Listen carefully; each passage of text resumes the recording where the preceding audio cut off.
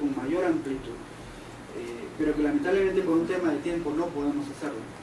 Pero son estos los derechos, por lo menos desde el punto de vista de la libertad, que han sido reconocidos y que han sido trabajados en su contenido por nuestra jurisprudencia del Tribunal Constitucional. Yo solamente quiero darles un ejemplo a partir de un derecho para poder, digamos, mostrarles cómo construir un derecho fundamental o cómo construir válidamente un contenido y alcances de un derecho fundamental. ¿Okay? El derecho de acceso a la información pública y en general cualquier derecho. Ustedes cuando se enfrenten y cuando tengan que interpretar desde los derechos fundamentales o en relación a un derecho fundamental en concreto, digamos, yo les sugiero hacer lo siguiente. En primer lugar, ver qué tipo de reconocimiento tiene a nivel normativo. Tenemos que ir a la Constitución o al Tratado, o a la Constitución y al Tratado, y a la Ley de Desarrollo Constitucional para un poco advertir cómo está regulado, cómo ha sido reconocido. La Constitución hace la salvedad, por ejemplo, la seguridad nacional. Los tratados internacionales también hablan de seguridad nacional y también incluyen otros bienes necesarios a proteger, como la privacidad. La intimidad también es un límite al acceso a la información pública. Entonces, en primer lugar, ante cualquier derecho, primero ver las normas que regulan ese derecho. Lo que el tribunal ha llamado el bloque de constitucionalidad. Un término mucho más técnico, pero en sencillo es el bloque de normas que regulan el derecho. Y estoy hablando de normas no reglamentarias, sino de normas de desarrollo constitucional, de constitución y tratado. Y en segundo lugar, porque también, digamos, cada vez estamos más del tránsito de la legislación o el marco, o sea, en la época de Napoleón los códigos marcaban el contenido de las instituciones jurídicas. Ahora estamos transitando de ese positivismo a este jurisprudencialismo, por decirlo de alguna forma, donde la jurisprudencia desarrolla cada vez más y da más contenido y evoluciona las normas. Entonces, siempre es bueno, además de las normas, cuando uno va a analizar un derecho, ver qué ha dicho el Tribunal Constitucional en sentencias muy puntuales o a partir de algunas sentencias que pueda haber desarrollado sobre ese derecho fundamental. Hay innumerables sentencias del Tribunal sobre acceso a la información pública, sobre el derecho a la vida, sobre el derecho a la libertad personal, la flagrancia en general. Hay que revisarlos, o hay que tener en cuenta, por lo menos, esas decisiones del Tribunal Constitucional. Y ya, digamos, un análisis mayor implica también conocer qué decisiones de los órganos protectores de derechos humanos se han hecho. Como yo les digo, y como les dije en la sesión pasada, los órganos protectores de derechos humanos muchas veces tienen dos tipos o dos dimensiones de intervención. Uno es en los casos concretos, cualquier ciudadano va y menciona que se ha vulnerado su derecho humano al debido proceso, por ejemplo, sustentado en la Convención Americana, en el artículo 8 y en general. Y otro nivel de intervención, otra dimensión es cuando da criterios generales, interpretando el Tratado de Derechos Humanos. El Comité, por ejemplo, saca observaciones generales. El Comité de Derechos Humanos de la ONU saca observaciones generales. Hay una observación sobre la libertad de expresión. El Comité de Derechos Económicos y Sociales hay unas observaciones sobre la educación y sobre la salud. Desarrollan el contenido del tratado. La Corte Interamericana emite opiniones consultivas. También hace un desarrollo y también emiten casos muy puntuales.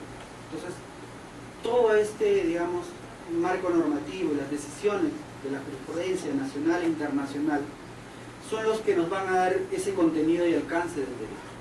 ¿Okay? Entonces, cuando estén frente a un derecho fundamental y tengan que analizar su contenido, sus alcances, la mejor forma de hacerlo es revisando el bloque normativo y las decisiones que se emitan al respecto. Y sin duda, como lo vamos a ver a continuación, el análisis de contenido siempre tiene que ser caso por caso. ¿Okay? Ahora, un segundo grupo de derechos son los derechos sociales y políticos. Y aquí no podemos ingresar a mencionar los derechos sin recordar qué tipo de Estado tenemos frente a este tipo de derechos. O sea, no somos un Estado absoluto, premoderno, no somos un Estado legalista puro, somos, como lo ha reconocido la propia Constitución y el Tribunal Constitucional, y lo ha desarrollado con mayor amplitud, somos un Estado social y democrático de derecho, ¿no? ¿Y qué implica esto? ¿Qué debemos entender a partir de esta frase? que somos un Estado social y democrático de derecho. En primer lugar, que no partimos de la idea de que estos derechos, ¿no?, son normas programáticas, es decir, opciones que tiene el Estado para poder, en la eventualidad de su presupuesto y en la eventualidad de su capacidad, dictarlas o desarrollarlas o garantizarlas. Ya está totalmente proscrito la idea de que los derechos sociales son derechos programáticos. Bueno, si el Estado puede, lo va a hacer. Si el Estado tiene la capacidad, los va a garantizar y les va a dar la vigencia que se requiere. Se parte de una situación mínima, o sea, hay mínimo. Ahora, el tema es, ¿qué es lo mínimo? Y eso implica un mayor y una profundización en la teoría general de derechos humanos, pero la idea es que hay mínimo, evidentemente, y luego lo vamos a ver en los casos de los derechos, esos mínimos que se tienen que respetar y que han sido reconocidos.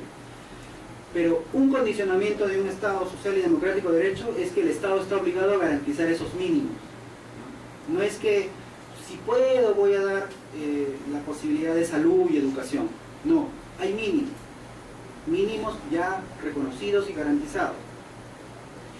Y en segundo lugar, el Estado, las políticas que adopte tienen que tener esa finalidad social, esa finalidad del principio de solidaridad. Luego vamos a ver qué representa lo social, pero el Estado tiene que adoptar medidas que guarden armonía con eso, con los fines sociales que está entablando.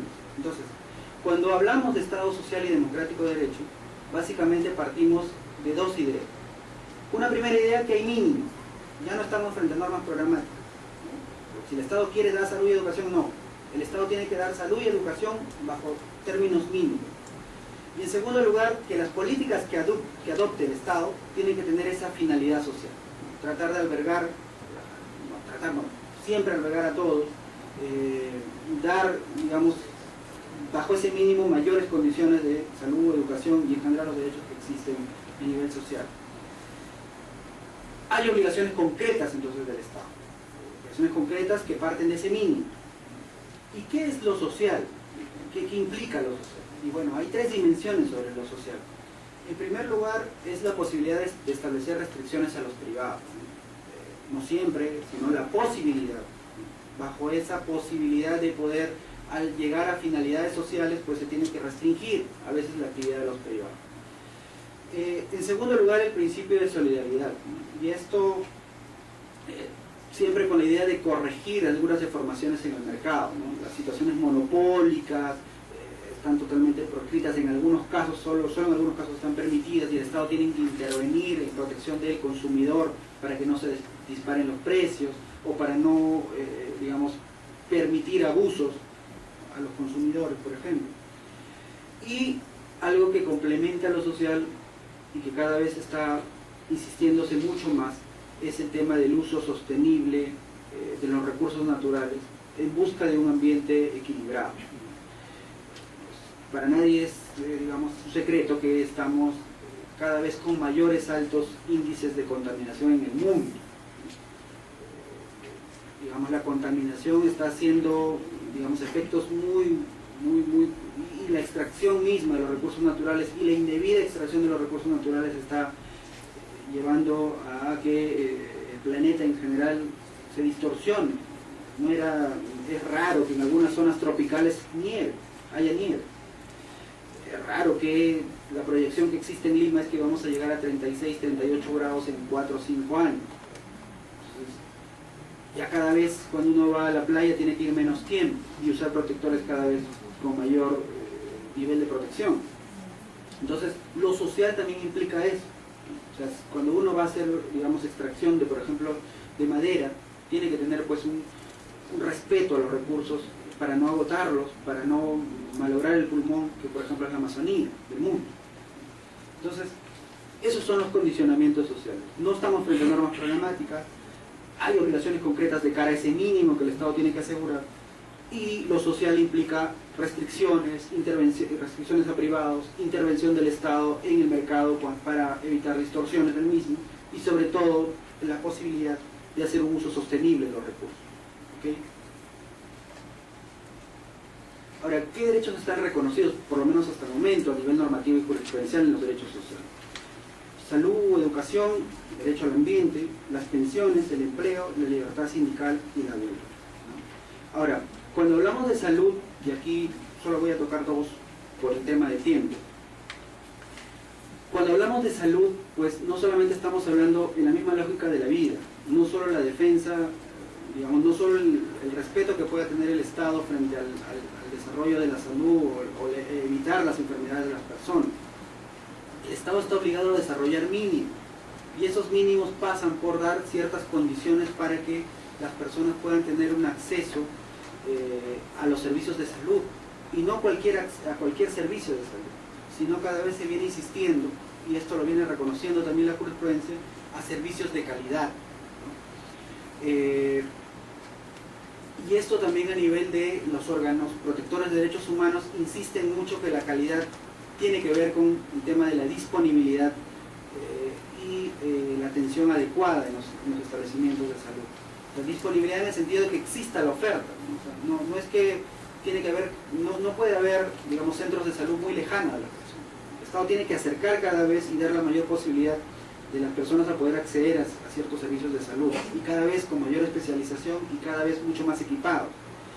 Y el tema de la calidad de la atención tiene que ver con la necesidad de que haya una mayor transparencia en la información de parte de los médicos, un buen trato. Ha habido casos muy puntuales a nivel de los derechos internacionales de derechos humanos que, por ejemplo, el Tribunal Europeo sancionó a un Estado porque un grupo de médicos trató indebidamente a una mujer que estaba dando a luz, y sancionó a ese país muy fuerte, y le llamó la atención y le obligó a hacer toda una campaña de sensibilización a los médicos de esa región, y en general a los médicos del país. Entonces se va avanzando a temas de calidad, ya no solamente que se me dé la posibilidad de acceder a un centro de servicio de salud, sino que ese servicio de salud sea de calidad, que pasa por un tema de atención, que pasa por un tema de una evaluación médica adecuada, y que pasa por ciertos condicionamientos mínimos que la jurisprudencia, por lo menos a nivel de derecho, se vienen reconociendo. En el tema de educación es casi una situación similar, ¿no? Ya no queda duda de que el derecho, por lo menos a la educación primaria, es gratuita, y que el Estado obligado a brindar educación primaria. La discusión ahora es si la educación universitaria es gratuita, debe o no ser gratuita, o hasta qué nivel podría el Estado entrar a subvencionar educación universitaria.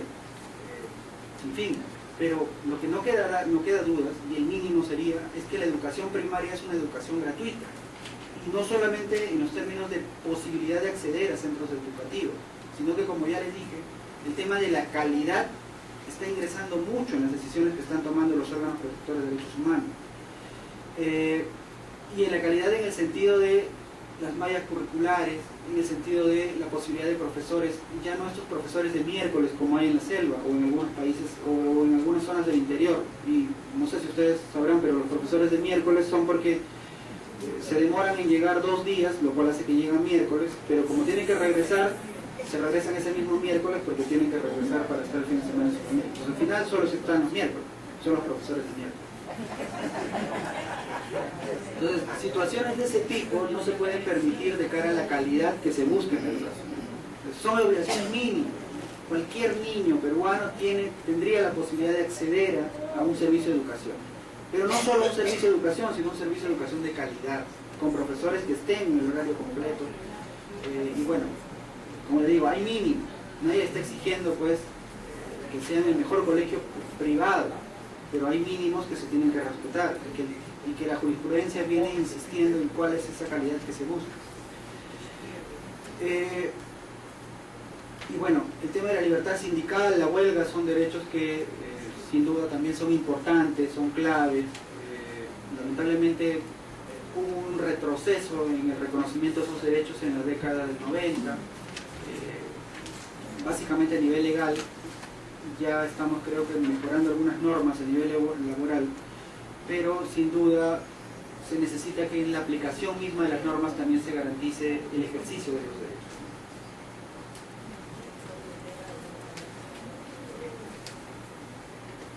Ahora, los derechos, un tercer grupo son los derechos económicos. Y aquí también reconocer digamos, partir por reconocer qué tipo de Estado tenemos en el ámbito económico, ¿no? El régimen constitucional económico, como algunos profesores lo llaman, o el régimen económico de la Constitución, como algunos lo mencionan. Y es una pieza clave, es muy importante conocer bajo qué lógica debemos interpretar a nuestros derechos económicos reconocidos en la Constitución a partir del Estado que se está adoptando. Sin duda, y se ha mencionado en diversas sentencias, que el Perú adopta una economía social de mercado. Y, bueno, evidentemente de mercado, porque hay la posibilidad de comprar en el mercado cualquier producto, no hay, salvo algunas excepciones muy puntuales en restricciones al mismo. Me refiero a restricciones por temas de drogas medicinales, en fin. Pero en general en el mercado uno tendría la posibilidad de encontrar cualquier producto. Pero no solo estamos en una lógica de mercado libre, sino que estamos en una lógica de mercado que tiene un aspecto social, por eso se llama económico y social de mercado. Es un régimen que adopta el Estado peruano en la medida que es un Estado democrático y social de derecho. ¿Qué implica que estemos en una economía social de mercado? En primer lugar, que todos tenemos la posibilidad de desarrollar libertades económicas, ¿no? El poder comprar, adquirir propiedad, contratar, asociarnos, formar nuestras empresas, pero siempre con una responsabilidad social. O sea, no podemos ingresar alterando el mercado o generando situaciones de imposición sobre el mercado o tratando de buscar monopolios donde no debemos buscar. En fin, tenemos una responsabilidad social. Y lo social bajo estas tres dimensiones, ¿no? Que se nos puede restringir, que hay la posibilidad de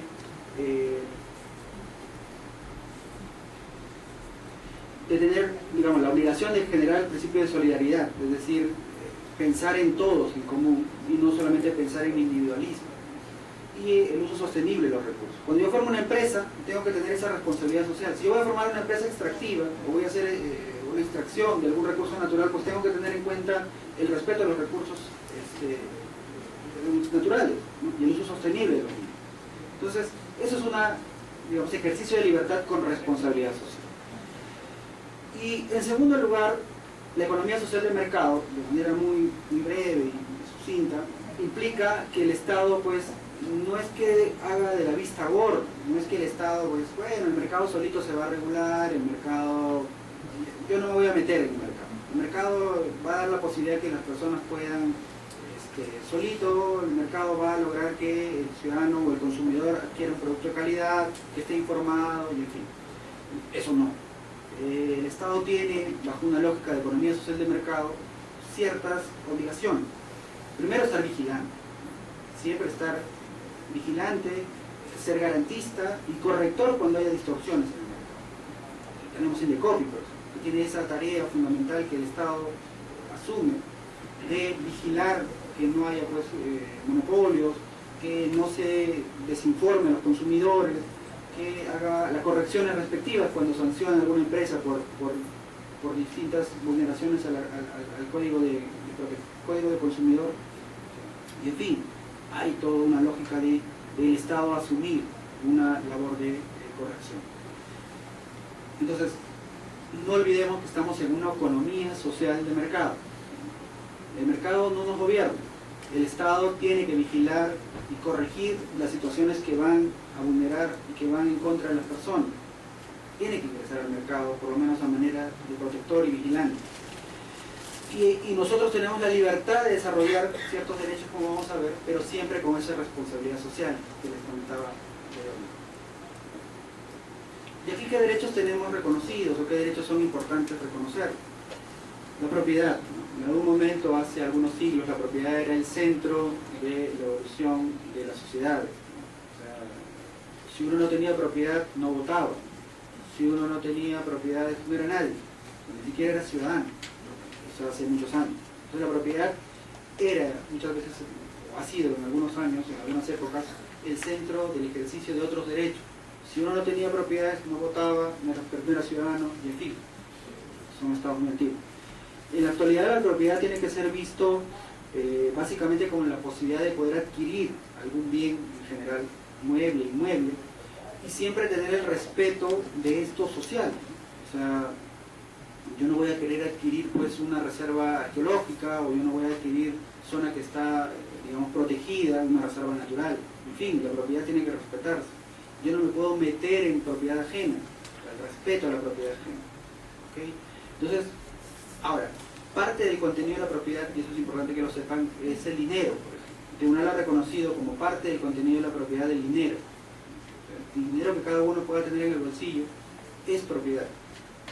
Y de ahí, cuando analizó casos de pensionistas y analizó que había una, digamos, desmejora o una disminución de sus pensiones, lo que el tribunal hizo fue, además del derecho a la pensión, advertir que se estaba vulnerando la propiedad de sus pensionistas porque les estaban disminuyendo su pensión. La libertad de contratación, ¿no? Sin duda todos podemos contratar con quien nos parezca, personas naturales o jurídicas, siempre y cuando estemos contratando lo jurídicamente posible y cuando estemos contratando lo jurídicamente posible y lo válido. No podemos contratar sobre algo que no tenemos propiedad o no tenemos ninguna creencia. Yo no podría contratar con la doctora Villavicencio sobre Cristo que está sobre Chorrillos, porque ni ella ni yo somos propietarios. En fin, o sea, hay límites a la libertad de contratación y además hay la responsabilidad social. El derecho de asociación, todos podemos ahorita formar una asociación y poder, digamos, sacar nuestros estatutos y poder establecer reglas de conducta y establecer también cómo se va a sancionar a algún miembro que irrumpe con nuestro catálogo de valores. En fin, hay la posibilidad de asociarse. De hecho, el tribunal ha visto muchos casos de clubs, ha visto muchos casos donde se han analizado si la sanción que se daba a alguno de los miembros de esos clubes eran permitidos constitucionalmente o no, si habían seguido un debido proceso o no. Y en fin, el derecho es amplio a asociarse, pero siempre hay que respetar el ordenamiento constitucional.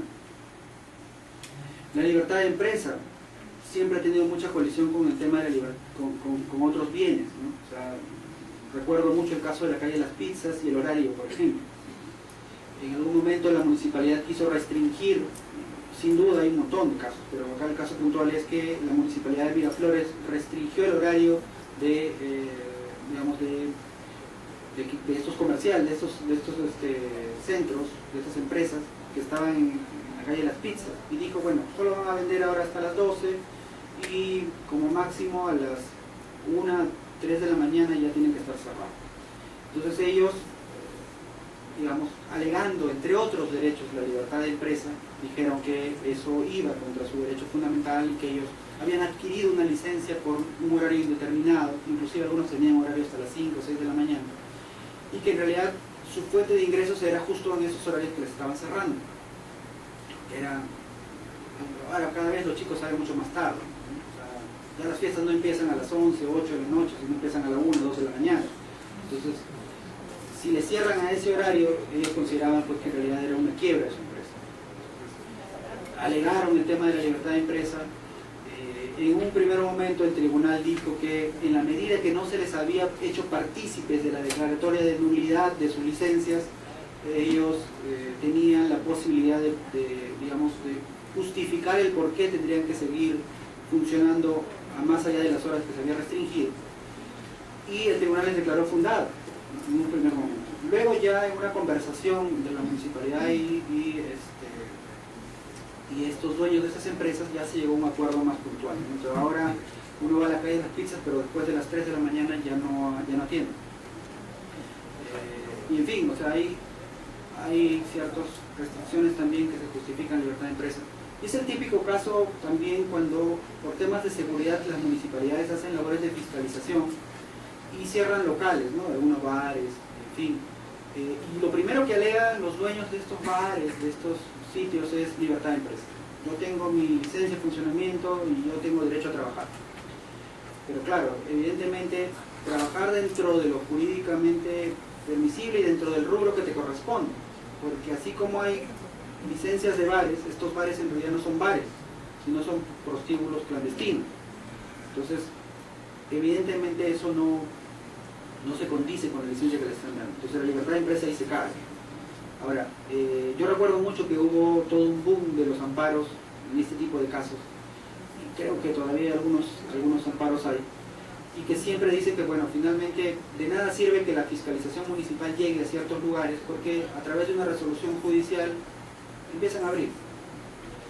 Ahí habría que analizar bien si la motivación de las decisiones judiciales estuvo bien, qué tipo de licencia tenía, en fin, si el ejecutor o el fiscalizador municipal cumplió adecuadamente con el procedimiento preestablecido. En fin, hay que hacer todo un análisis de los casos.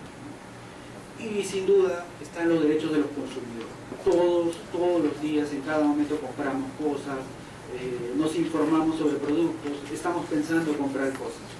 Y ya el tribunal de Indecopi, los tribunales de Indecopi han marcado muchas pautas sobre cuáles son los derechos que se tienen que proteger y cómo se tienen que proteger. Tenemos un código de protección al consumidor. Hay procedimientos sumarísimos y un procedimiento un poco más laxo. Eso un poco por la materia. Pero en fin, es todo un mundo, los derechos de los consumidores. Y bueno, finalmente tenemos los derechos procesales.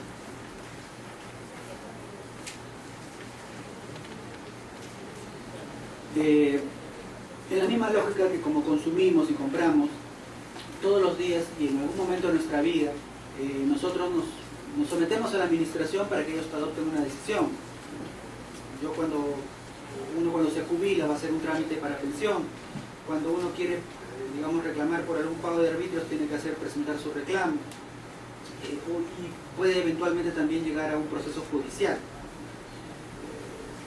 Indebidamente algún delito o alguna estafa y yo quiero pues denunciar a una persona, en fin, estamos sometidos e ingresamos al sede administrativa y al sede judicial.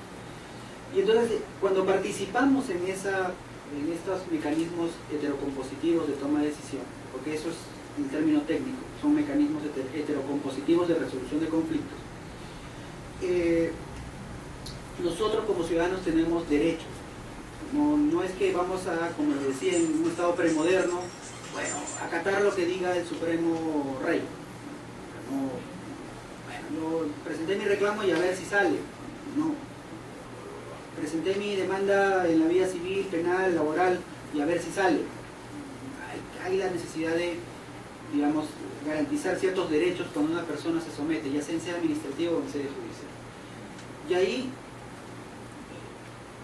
tres derechos, o digamos tres grandes ámbitos muy puntuales que ameritarían, de hecho el debido proceso fue un curso el año pasado, que ameritarían un poco reflexionar sobre lo mismo.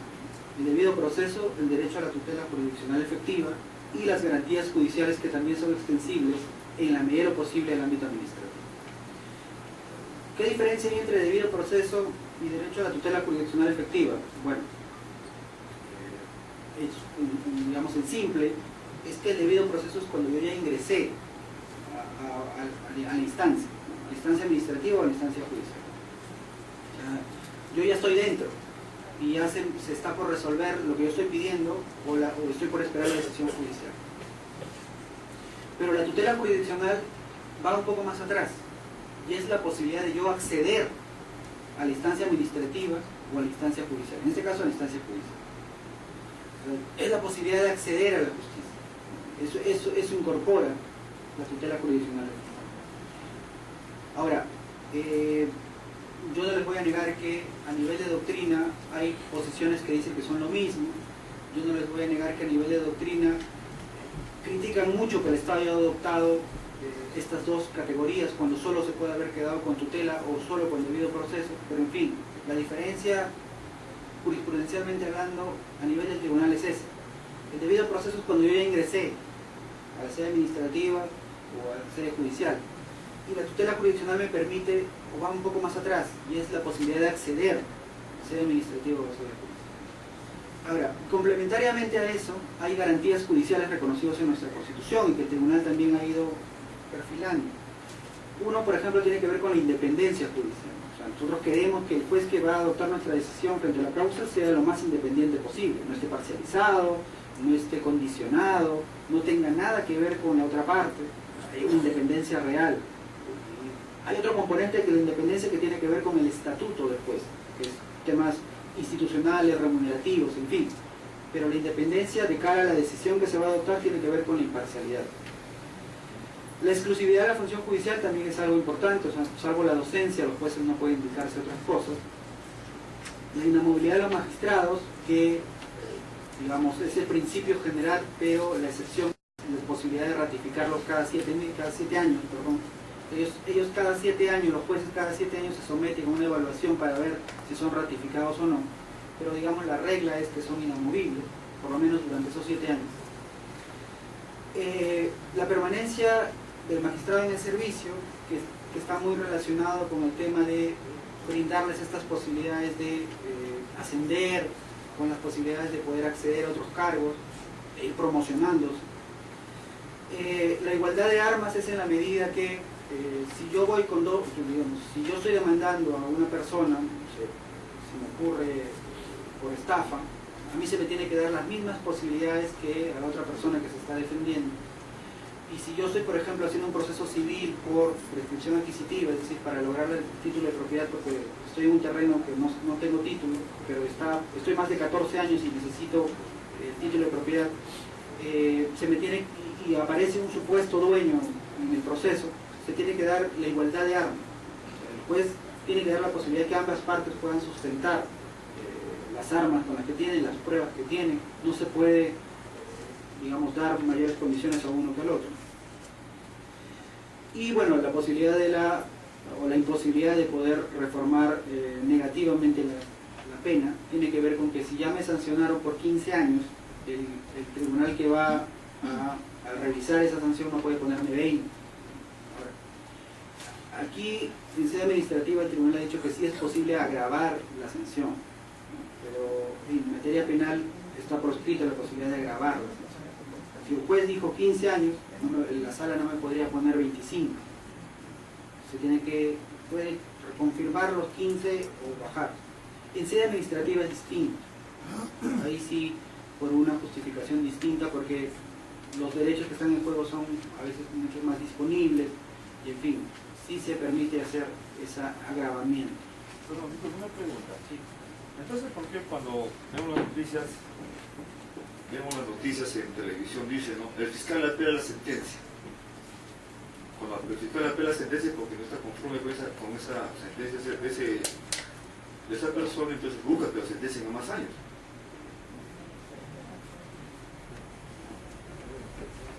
Claro, por lo general, cuando hay apelaciones, o sea, la regla es la siguiente.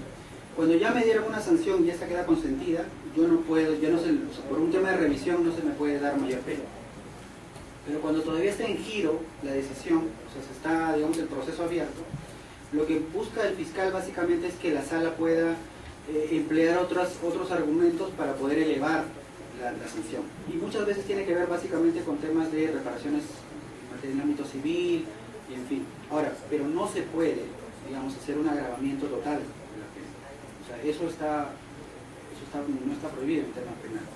Disculpe usted, no, pero me parece insensato que solamente un fiscal apele solamente por como un interés económico, la reparación civil. Me parece que no, le digo que por lo general, lo que puede hacer la sala es determinar que el juzgado pueda emitir una nueva sentencia. Y cuando emite una nueva sentencia sí puede determinar una nueva pena. es un apelante. Claro, pero o sea, apelando, por ejemplo, yo soy juez y usted como fiscal dice yo no estoy de acuerdo con la decisión que ha tomado el doctor, que es de 10 años. Entonces la sala le ordena a ese juez que emita otra sentencia. Y ese juez al emitir otra sentencia yo puedo dar más años. Siempre y cuando la sala crea conveniente de que el juez esté equivocado o piense de que el delincuente debe recibir más pena. Claro, pero la sala de por sí no puede aumentar la pena. Eso es como regla. Ahora, evidentemente hay supuestos de excepción. Creo que en algunos temas de delitos muy graves sí se permite el agravamiento de la pena, pero la regla en materia penal es esa, ¿no? O sea, que la sala de por sí no puede agravar. Lo que tiene que hacer es exigirle al juez que agrave la pena. ¿Okay? Ahora, y bueno, y ya solo para terminar, vamos al tema del debido proceso.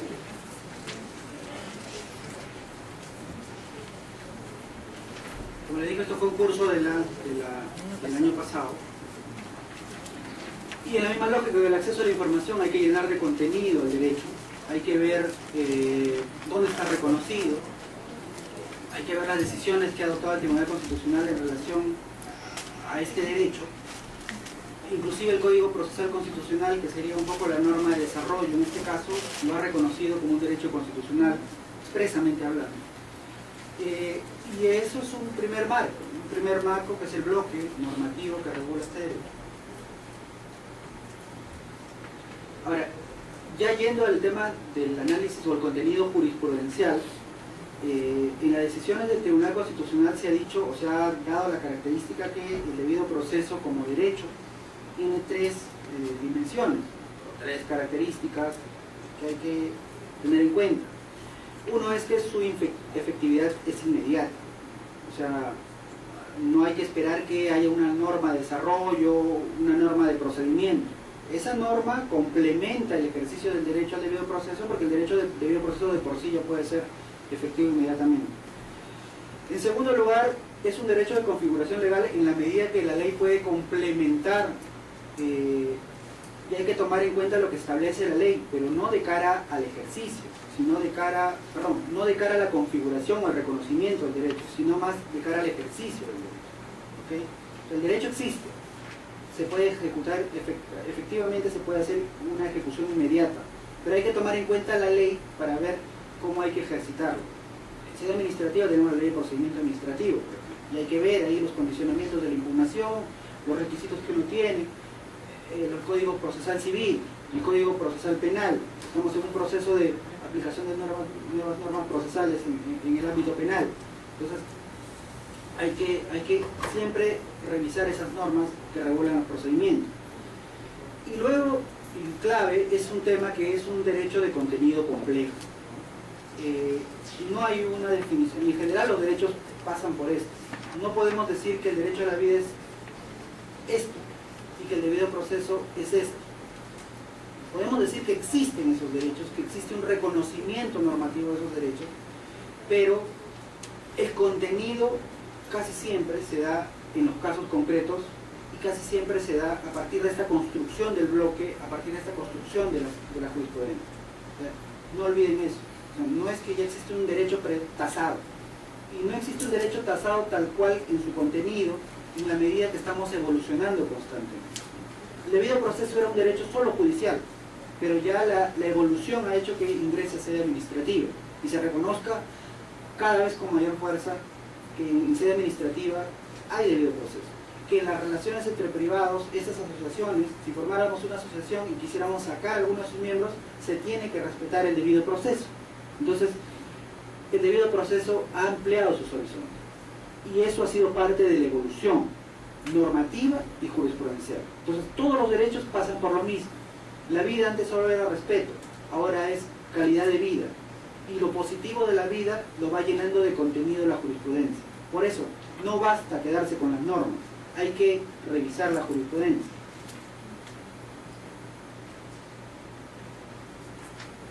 Aquí solo para mencionar, el debido proceso según la Corte Interamericana es la mejor posibilidad para hacer valer los derechos, además genera condiciones de igualdad procesal.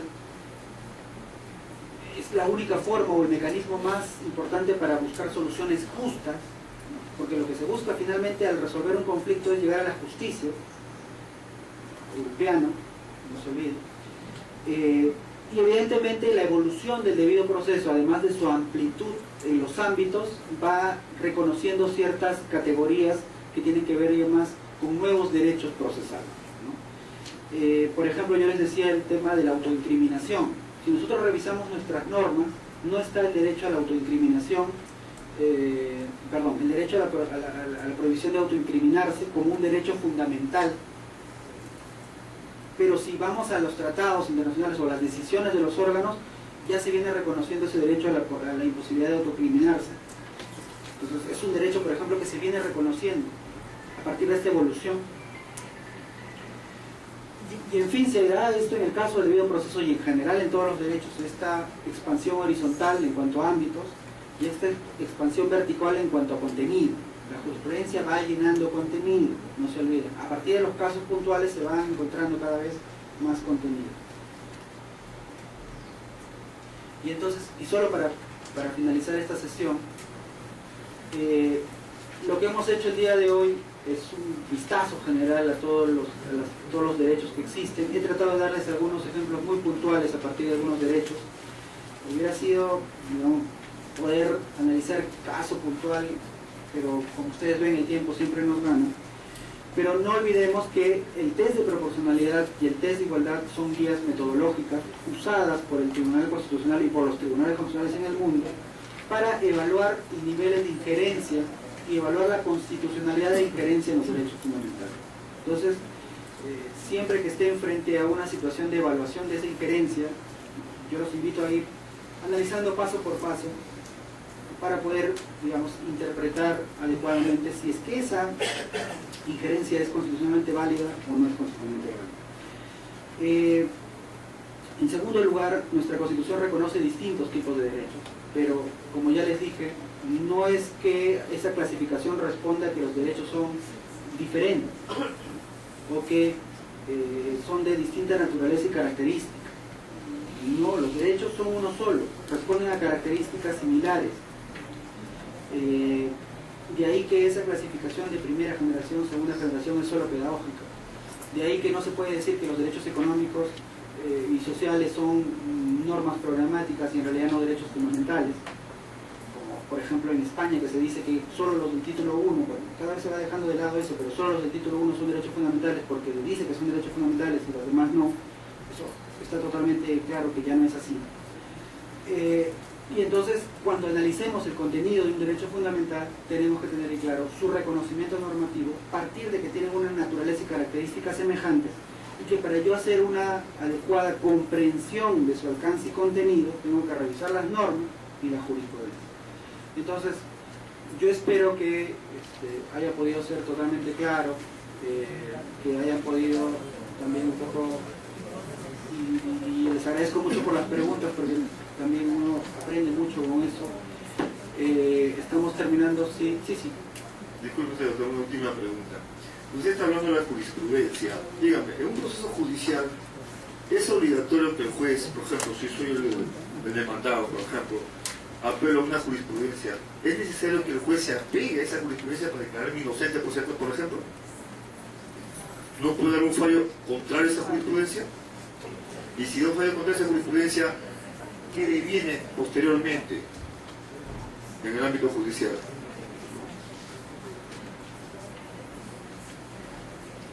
Sí, muchas gracias por su pregunta, porque eso me permite, lo vamos a ver, bueno, lo vamos a ver a aquellos que participen en el curso de Derecho Procesal Constitucional con mayor detenimiento, los tipos de sentencia que emite el Tribunal Constitucional. Pero digamos, la regla es clara, ¿no? Una decisión judicial implica una solución para un caso concreto. Si esa decisión, digamos, se hace extensible por un órgano competente para hacerlo extensible hacia los demás casos, esa decisión puede adquirir la categoría de precedente. Ahora, distinto es cuando una decisión que se adopta en un caso concreto se repite en varios casos. Si se repite en varios casos, eso es lo que se menciona como jurisprudencia reiterada. Entonces, estamos básicamente, y ahorita solo les voy a decir tres categorías porque luego hay el estado de cosas inconstitucionales, que eso lo vamos a ver en el curso de Derecho Procesal, pero esas tres categorías no lo olviden.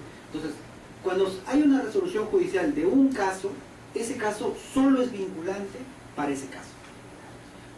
En efecto, si es que hay una reiterancia de esa decisión, evidentemente hay que el juez tiene que respetar la jurisprudencia reiterativa. Ahora, respetar en el sentido de que si no tiene la posibilidad o el caso no amerita variar digamos, de la decisión que se ha adoptado, porque hay una reiterancia de casos semejantes y tiene que, digamos, responder, el juez puede apartarse válidamente, pero tiene que justificar.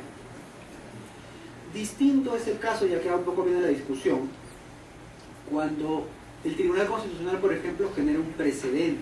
Es decir, resolviendo un caso puntual, dice, a partir de ahora este caso sirve como precedente, o la decisión que se adopte en este caso sirve como precedente para todos los demás casos. Ahora, ¿qué hacer en ese caso? ¿El juez puede apartarse de un precedente? ¿La administración puede apartarse de un precedente? Yo personalmente creo que por un tema de jerarquía, la administración ni el juez pueden apartarse de este precedente, porque ese precedente deja de ser una decisión judicial, se convierte en una norma. ¿Y quién puede cambiar una norma? Simplemente aquel que emite, aquel que es competente para emitir una nueva norma. Entonces, cuando son precedentes, la regla es que se tienen que cumplir, y la decisión que se va a adoptar en un hecho muy semejante frente a un precedente ya existente, se tiene que respetar el precedente. Distinto es el caso cuando son jurisprudencia reiterativa, ¿no? Donde sí yo válidamente como juez me puedo apartar, porque de repente el caso no es semejante. Yo puedo justificar que el caso no cumple con las mismas características de los casos anteriores. Entonces yo motivo, juez, administración, y me aparto de la decisión que estoy adoptando. Y sin duda, si solo hay una decisión, con mayor razón el juez se puede apartar. Siempre está que el juez tiene que motivar. Ahora, van a escuchar muchas veces que inclusive los precedentes también los jueces podrían apartar. Pero como le digo, yo de un tema muy personal, yo creo que no, porque ya dejan de ser decisiones judiciales y se convierten en normas. Y como son normas, quien dicta una norma solo puede ser quitado por otra norma, tendría que variarse de precedente. Sin duda la motivación puede hacer que los jueces puedan salirse de alguna forma del precedente, pero siempre respetando su contenido básico. Pero en jurisprudencia reiterativa y en casos puntuales no se puede imposibilitar al juez a que se pueda retirar de la decisión que se ha tomado. Basta que motive adecuadamente. ¿Ok? Si no hay alguna otra pregunta. Sí. Para tenerlo más claro, sería un precedente vinculante cuando en la misma sentencia se establece explícitamente que esa resolución es un precedente, como en el caso cuando hablamos de la Corte Interamericana, el caso de Almenara Bryson, no sé si ha escuchado, que hablan sobre el debido proceso, se estableció y acá el Tribunal Constitucional tuvo que respetar, ¿no? Claro. Ahora, ahí es un tema. Sí, muchas gracias por la pregunta, porque esto cruza un poco con el derecho internacional de los derechos humanos. ¿Qué nivel de obligatoriedad tienen las decisiones de los órganos protectores de derechos humanos? En el sistema interno queda completamente claro, y esto lo dice el propio Código Procesal Constitucional, que cuando el tribunal dice expresamente en su decisión que eso es un precedente y se tiene que cumplir. Pero ¿qué pasa con las decisiones de los órganos protectores de derechos humanos? Ahí se están ante las mismas reglas de la jurisprudencia reiterativa y los precedentes. No. Lo que pasa es que estamos frente a una decisión, yo lo considero judicial, pero que no tienen esa naturaleza legal de hacerlos vinculantes necesariamente para todos los casos, solo para el caso puntual. O sea, en el caso puntual de los magistrados que fueron reincorporados, se tiene que cumplir porque para ese caso se aplica. Pero esos condicionamientos, esos considerandos, tienen que necesariamente cumplirse o acatarse tal cual en otra decisión, tendríamos que evaluar el otro caso. O sea, no cumple la misma función de un precedente, porque el precedente es otra cosa. El precedente se convierte en norma. Lo que se hace en los órganos protectores es jamás se convierte en norma su decisión. Se convierte básicamente en una decisión, es una decisión judicial y sigue siendo una decisión judicial. Obligatoria sin duda. Para el caso concreto, sin duda, pero no puede ser catalogado como precedente. Eso es un término mucho más coloquial, pero nunca deja de ser, o no se convierte en norma, como sí se convierten las decisiones del Tribunal Constitucional por efecto de la norma, el Código Procesal Constitucional. No sé si por ahí estaba alguna otra pregunta. No, sin duda. Bueno, yo les agradezco mucho. Agradecemos a los gracias a ustedes por su presencia y los esperamos en el siguiente curso. Gracias.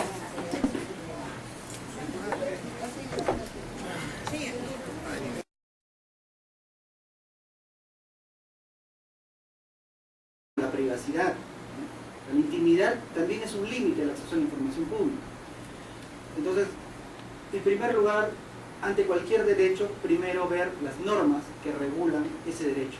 Lo que el tribunal ha llamado el bloque de constitucionalidad. Un término mucho más técnico, pero en sencillo es el bloque de normas que regulan el derecho. Y estoy hablando de normas no reglamentarias, sino de normas de desarrollo constitucional, de constitución y tratado. Y en segundo lugar, porque también, digamos, cada vez estamos más del tránsito de la legislación, o sea, en la época de Napoleón, los códigos marcaban el contenido de las instituciones jurídicas. Ahora estamos transitando de ese positivismo a esta jurisprudencialismo, por decirlo de alguna forma, donde la jurisprudencia desarrolla cada vez más y da más contenido y evoluciona las normas. Entonces, siempre es bueno, además de las normas, cuando uno va a analizar un derecho, ver qué ha dicho el Tribunal Constitucional en sentencias muy puntuales o a partir de algunas sentencias que pueda haber desarrollado sobre ese derecho fundamental. Hay innumerables sentencias del Tribunal sobre acceso a la información pública, sobre el derecho a la vida, sobre el derecho a la libertad personal, la flagrancia en general. Hay que revisarlos, o hay que tener en cuenta, por lo menos, esas decisiones del Tribunal Constitucional. Y ya, digamos, un análisis mayor implica también conocer qué decisiones de los órganos protectores de derechos humanos se han hecho. Como yo les digo, y como les dije en la sesión pasada, los órganos protectores de derechos humanos muchas veces tienen dos dimensiones de intervención. Uno es en los casos concretos, cualquier ciudadano va y menciona que se ha vulnerado su derecho humano al debido proceso, por ejemplo, sustentado en la Convención Americana, en el artículo 8 y en general. Y otro nivel de intervención, otra dimensión es cuando da criterios generales, interpretando el Tratado de Derechos Humanos. El Comité, por ejemplo, saca observaciones generales. El Comité de Derechos Humanos de la ONU saca observaciones generales. Hay una observación sobre la libertad de expresión. El Comité de Derechos Económicos y Sociales hay unas observaciones sobre la educación y sobre la salud. Desarrollan el contenido del tratado. La Corte Interamericana emite opiniones consultivas. También hace un desarrollo. Y también emiten casos muy puntuales. Entonces, todo este, digamos, marco normativo y las decisiones de la jurisprudencia nacional e internacional son los que nos van a dar ese contenido y alcance del derecho. ¿Okay? Entonces, cuando estén frente a un derecho fundamental y tengan que analizar su contenido, sus alcances, la mejor forma de hacerlo es